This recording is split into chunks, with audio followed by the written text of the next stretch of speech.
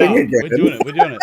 Okay, so this is how I operate. Also, I should tell you that since a long time ago when we played League of Legends, so the stream has literally just kicked off, and I'm just straight into it talking to you because we're all buds from the old days, from the League of Legends days. Sure. And you're used to this kind of antics. So, one thing I have found out, the energy I had for League of Legends, the energy I had for D&D, or I have for D&D, and League of Legends I still play, and Among Us, apparently having ADHD it's got some benefits. So you can learn rules really fast. You can really hyper-focus, hyper-fixate. It's good. Which does give me the ability to learn lots of different gaming systems really quickly when I want to.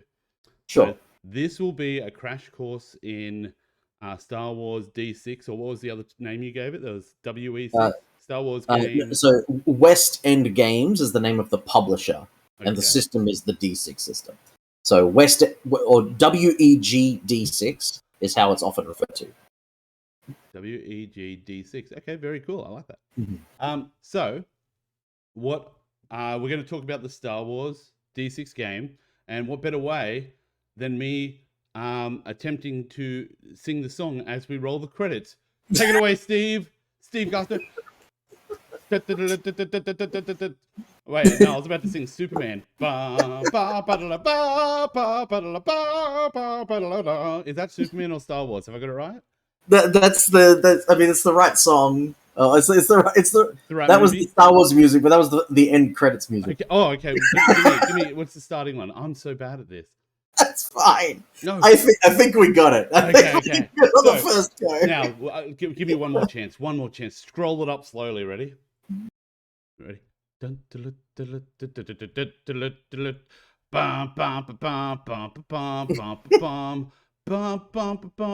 singing this one intentionally. I know it's not the right song. It's okay, Stephen. We will start the show. All right. So today, you are going to be telling me about the WEGD6, which is the Star Wars West D6 End Game Publishing's D6 Star Wars. And how it works. My role-playing background is obviously, as I've told you multiple times in so many messages that you never respond to, is the bedroom. Lots of role-play in the bedroom, but then also Lancer and D&D, and also Among Us, trying to tell people that I'm actually guilty. But getting back to the main thing, Steve, I would like you to tell me about this system. This system is a role-playing game.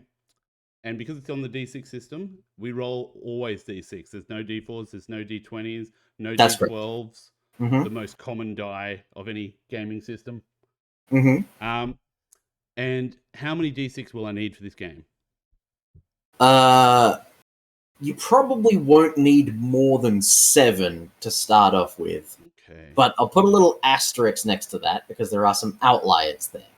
Yeah, so like if I'm firing a Death Star at a planet, I'm guessing the damage roll would be higher than 7d6. Yes, that would be a brilliant segue into the scale rules. Oh, the scale rules? Yes. So, okay, I like this already. Say for example, you might have a hand blaster pistol. You know, like a person picks it up, shoots the blaster, it might do 3d6 damage. Someone might pick up a blaster rifle, and that might do 4d6 damage. That makes sense. That's all making sense. You shoot someone with a blaster, like a heavier blaster, it does more damage. Easy to translate. If we want to zoom out a little bit and talk about space travel, or even vehicles, like if someone's in an AT-AT, the Imperial Walkers, and they shoot a person with one of those guns, that is going to do significantly more damage. But if the AT-AT was just to shoot another AT-AT, it would do significantly less. And that's because they are the same scale. So person-to-person combat is the same scale. Vehicle-to-vehicle combat is the same scale. Okay. And then you've got like starfighters and then capital starships. And you've got sort of each of them appears in a different place on the scale. And so the scales are in some sort of scale table, but if it was a AT-AT shooting a person and it's got the scale, are we just adding a 0 or are we adding multiple zeros? Or So there is a table, but I won't bother getting down no, with. I just generically like if it's much Yeah, bigger. so it's super easy. It's basically like each. This isn't the hard and fast rule, but the general rule is whenever you go up a scale, you go up 2d6. So say for example, you're in an 80-80 and you've got a 4d6 blaster on there.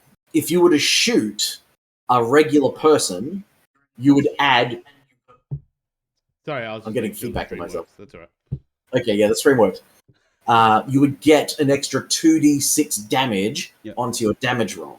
However, if they chose to dodge you or take evasive action, they would add 2d6 to their dodge roll because you're like shooting at a smaller target. Exactly. Yeah, no, I like this.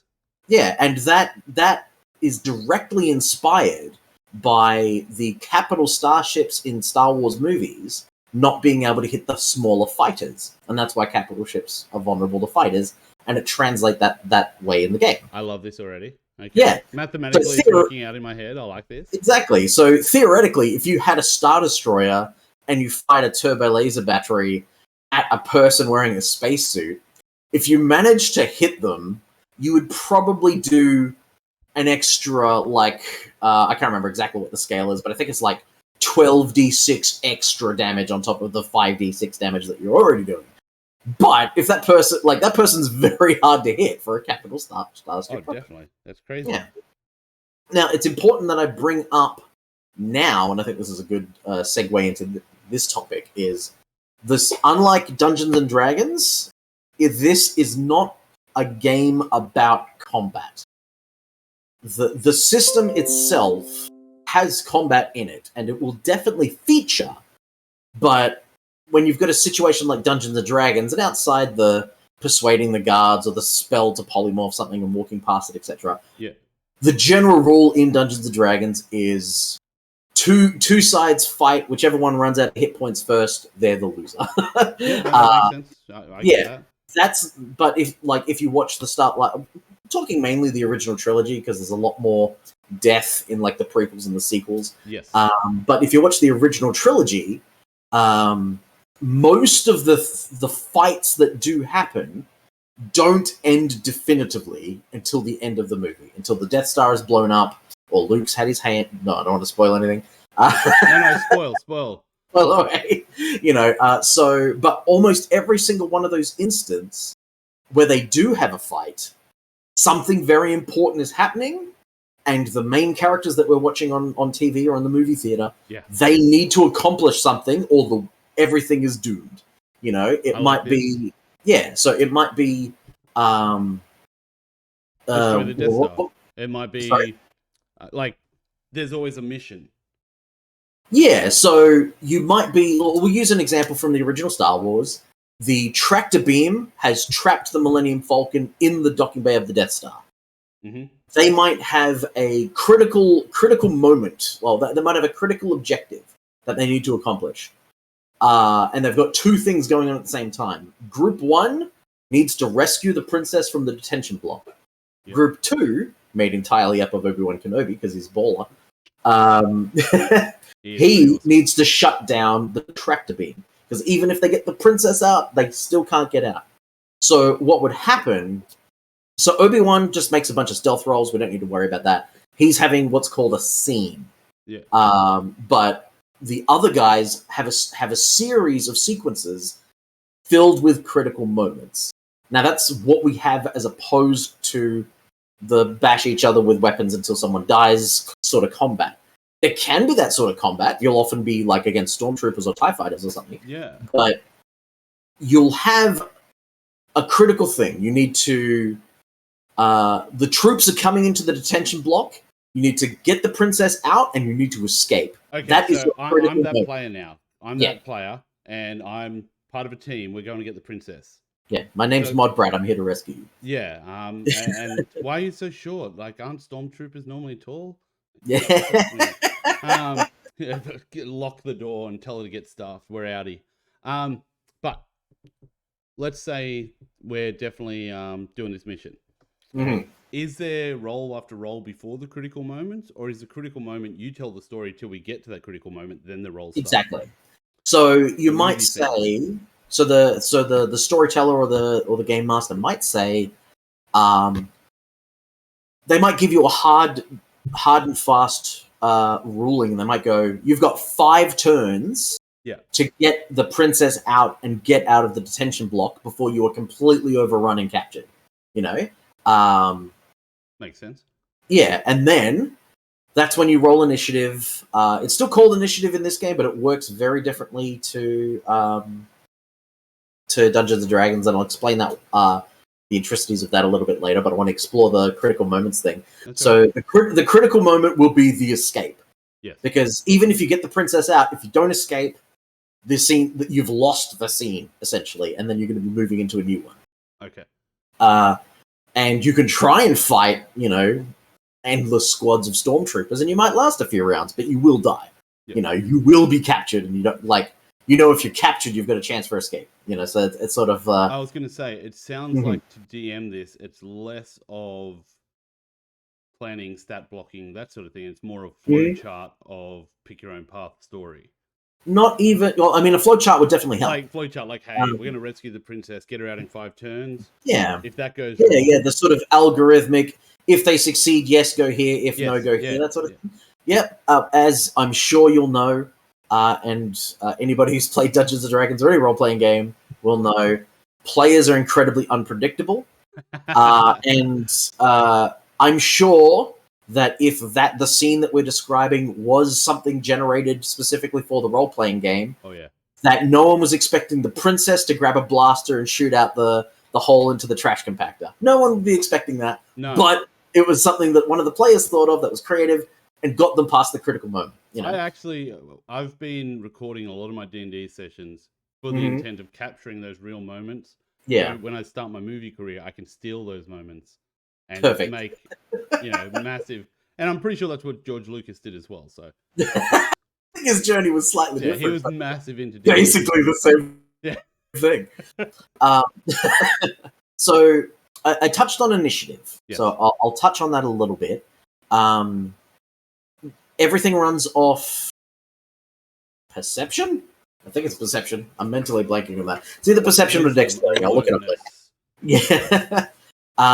Yes. And it's you pick out how many different sides there are to the combat. Oh, so like you know, one. Yeah. So if it's like the Empire versus the Rebels, or it's like Rogue Squadron versus the AT-ATs or something like that, you establish who is in the conflict. Yeah. If there is a third faction of some kind, you know, like maybe like Boba Fett is there. He's not with the Empire. He acts on his own, sort of thing. Okay, cool. Then, I like it. Yeah, then that would be a third initiative added in. But what would normally happen? A whole team initiative. Yes, it's team initiative, but it's even more sophisticated than that. You roll. So the person who has the, as you said, yeah, you did the glasses push, which did I? Even more sophisticated than that. And I was like, that's amazing. Ultra sophisticated that's a trademark move. I love that. That's I like having my vision, but I do wish I had glasses that I kept just for dramatic purposes. Like, yes, rather take my webcam is slightly lower than I have my head, so I'm sort of looking down, so my glasses keep sliding slightly down. It's not just no. That's not why. That's not why. The I said you're adding dramatic. That's all right. Continue on. Absolutely, dramatic license taken. Yeah. So whoever on which just for simplicity, we'll go with 2 factions for the explanation. Whoever has the highest of those 2 stats. Yep. So someone might have 4D, and another person might have 3D plus 2. Yep. The 4D person will be rolling for your team. So they roll the 4D. They add up the result. You know, let's just say it's 14, perfectly average. And then your team acts on 14. But instead of having just a bunch of different monsters and different units with different initiative, you've just got everyone who's on your team, all allied, all blocked, and you go on 14. And then they roll. They might have like 3D plus 2, which is lower, but they might roll higher. You know, they might just get a couple of 6s and 5. In which case, their team would go first. and you go in order of the initiative stat, whether it's perception or dexterity. I'll look it up in a bit. So the person who rolled initiative always goes first on your team. Then the person who has the second highest stat for initiative, they go second. Then the person who has the third, and any allies, droids, etc., they would all go as well. Oh, that's cool. I like that. So there's no re-rolling. It goes off your stat then. So yes. You might not have the highest initiative, but if somebody else rolled really high, it's kind of like they're giving the orders and everyone's following, doing what they say to do. Sort of like, logically speaking, that person's taking the initiative and your team's acting first. Yeah, but that's not the only thing about initiative that's very important. And that's when it gets to your turn, when it gets to your team's turn, I should say, each member of your team declares how many actions they are doing for that turn. And then depending on how many actions they're doing, depends how much of a negative they get to each of their dice pools, essentially. Oh. So say I've got a blaster skill of 5d6. It's 5d6. That's really high. I mean, that's actually quite low for a player character, but it's quite high for an NPC. Like a stormtrooper would probably have a 6. You know, because they're meant to be sharpshooters, despite what the meme is. That they, but a thug, one of Dr. Evazan and Ponderbubba from the cantina, they might have 5. Whereas like Uncle Owen, he's not even going to have it. He might have a 2 or a 3, maybe. Yeah. So that's the sort of scale. So say I'm just going to fire off 3 blaster shots. That's all I'm going to do on my turn. Each of those actions would have minus 3D? I think it's minus 3D. Basically minus however many stat points you have. I'm going to confirm this, because if I get that wrong... That's all right, yeah. So basically, if you're going to take one shot, you can make it really precise, because you're rolling 5d6. Exactly. So let's say you're trying to shoot from your ship, you're trying to shoot a Womp Rat hull. Or you're going to shoot the Death Star in the exhaust port. Wink. Role-playing bedroom. Wink. But yes, you're going to shoot something in the exhaust port. That would be I'm going to roll 7d6 plus 3 to try and do an amazing shot down. Sure. Yeah. You hear what I'm saying. Following so far. So while you're looking that up, so your game that you're doing is so it is. Hang on. It is perception that dictates your order. Then I like that. The player tells you how many actions they're taking this round. You assign the multiple actions penalty. Now, I actually like perception. I've been working on a new role for D&D where it's like initiative is perception mixed with dexterity. So it's your ability to perceive what's going on and then react to it with movement. Okay, I've got the answer. So your first action is free. Every other action of that is an additional negative 1d penalty. Okay. So if you fire 3 times, each shot would have minus 2d to the attack. So you would attack 3 times with 3d6 accuracy. Okay. And the minimum you can have is 1d6. And that it never takes away your plus. So if you had a plus 4, that'd be 1d6 plus 4. I'm guessing. Let me just double check that. That's right. So here's my question for you. If you were going to run a game of this for me, what would I need to do? Like, I'd need to make a character, obviously. Yeah. So the character sheet's super simple. You get, generically speaking, there are different rules for playing different alien species, but most of the time you'd get 18d6 to spread amongst your 6 stats. So basically D&D. Sorry? That's very D&D-like, because usually it's 24 and you drop the lowest 6. So. Oh, right, yeah.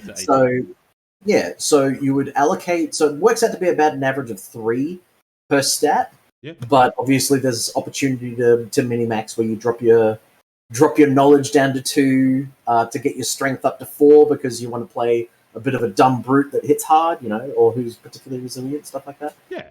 And that's where your characters sort of get a lot of their definition. Then you get 70 to spend on skills, up to a maximum of 2 above the starting stat. And so that's not on abilities, that's on the skills in those abilities. Correct. They do add beast handling, sensors, ship firing, that sort of stuff.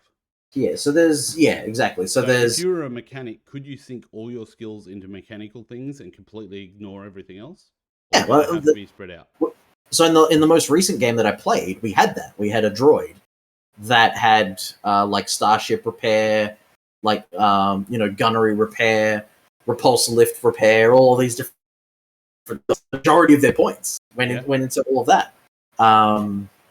He was a little guy named Diode. He was amazing. I've lost this page. I've been flipping through this book. That's all right. Yeah. No, I thought I found it, but I had not. So what makes this the better game than the Star Wars 5e system? Because I've played neither. The Star Wars 5e system, I'll admit, doesn't have scaling rule, which I really love. Like, it probably does somewhere in it, some sort of numbers thing. One thing I hate about D&D is when you enlarge to 3 times your size, you only get like an extra D4 of damage. And I'm like, come on! Double that shit! Triple it! Yeah. So, the 2 games are built to two very different things. Yeah. And I'm just going to ignore the fact that Pathfinder exists because we don't want to anger either crowd here. But like, will it anger people if I say Pathfinder's shit and it doesn't exist? It's not a real game. It's like the world is flat and Pathfinder doesn't exist. So there may have been some baby in that bathwater. Yeah. But the principles behind the game design are what I'm talking about here. So Dungeons & Dragons, these days, the more modern way people play, whether it's Critical Role, Dimension 20, what you do on your show, what people do in their home games, they've taken a lot of liberal... Hang on. What? Did we just put Critical Role, Dimension 20, and then what I do in the same sentence? I did. That's basically one category. I love that so much. I'm gonna take that as a comparison, sort of like A to Z. So I'm going to say Critical Role, Dimension 20 up here, and then obviously even in this show down here. But I'm with you. Continue on, sorry. But yeah, so the basic... The way people play is very different to how it was designed. But, so... Definitely. Dungeons & Dragons 5th edition can be basically done in a way where you can essentially do anything. You can homebrew a blaster pistol if you want. You can homebrew a spaceship. You might even have like an author on DM's Guild that has specifically gone out of their way to do that. Or there might be the official Star Wars D&D 5e expansion. Yeah, or whatever source that you're using. But the game itself, 5th edition, was designed very specifically to have a bunch of fantasy heroes or fantasy adventurers going through a dungeon and killing monsters. And that's why the 3 books that come out as the core game are, this is how your character participates in combat, this is a list of different monsters, and here are some alternative things that you can do to simulate the sort of environment. Yes. And doing what 5th edition was designed to do, killing monsters and being fantasy heroes, it's spectacular. It does everything that it's meant to do, and people have taken that love and they've adapted it to their own thing, which is spectacular. The Star Wars role-playing game, the one that I'm talking about today, because there are several versions out there, this one was designed to simulate the reality that you see in the original trilogy, because it was published back in like 1991 or something. So if you were to play D&D Star Wars, if you were to take just homebrewing regular D&D 5e, or taking the 3.5, what's the Knights of the Old Republic, is basically Star Wars 3.5, like the Dungeons & Dragons 3.5. in the video game, they like animate the lightsaber duels and having all these really cool flips and such like that. But the mechanics don't actually do that. The mechanics are just like roll to hit, does it meet AC? If so, do damage. Yep. And if you like, and a lot of people have difficulty translating constitution and hit points to weapon damage, because if a barbarian has 305 hit points and you hit them for 100 damage, that 100 damage is enough to destroy like a house. But it like That's it's like just a village. barbarian. 100 right? points is a village. Like Yeah. every commoner having 6 HP, you just killed like Yeah. 15 people, 16 Yeah. people. Like, Yeah. And if you translate that over into Star Wars, you have even more of a problem, because it's not just, oh, I got hit with a sword, it's just a flesh wound, I have the courage to carry on. If someone sticks you with a lightsaber, you're dead. You know? And it's really hard for someone to go, I hit the stormtrooper with my lightsaber. Oh, okay, well I guess he lives because, because he has more HP than that. ooh, And it doesn't I did a crit with a lightsaber, but I rolled 2 1s. So while I did go through your neck with the lightsaber, it was only a little bit.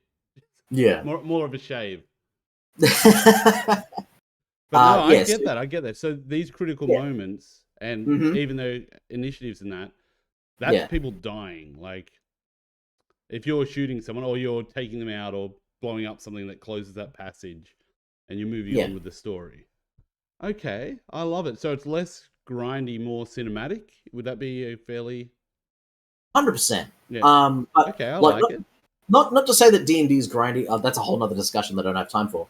But No, I just looked at the time. Is it 7 yeah, o'clock no, where you I are? got to take off shortly after this. But no, it's there to simulate the epic, exciting, swashbuckling adventure that you see in the Star Wars movies. And if you're watching this back later, you'll probably think of something different. But right now, like, you think of a scene, and then you think of the main characters that are in that particular scene. Whether that main character is Wedge Antilles and Lando in space, or whether it's Luke on the Death Star, or whatever. Doesn't matter. I want to be baby Anakin. And I want to be and go everything I do. Like, hey, would you like a popper? Yeah, I'd love a popper. Now this is pod racing. And just continually say that. That's going to be my thing. So anyway, I'm talking more specifically about the original trilogy. That's what it's based on. I understand. Yeah, sorry. But like, you can be, the Hoth sequence. You got to take out the AT-ATs before they destroy the shield generator. I was thinking about or it could be on Endor. You need to destroy the shield generator before the fleet gets destroyed. Or it could be you need to fly down this trench and hit a specific target with your proton torpedo before they blow up the planet. And it's all about accomplishing those cinematic challenges before it's too late. And that's more what the game's meant to simulate. Okay. There's also rules for turning people to the dark side, and if they're Jedi and stuff. That's more than a basic instruction is going to give you. But yeah. But here's the thing. I know you got to go, so I'm just going to do this quickly.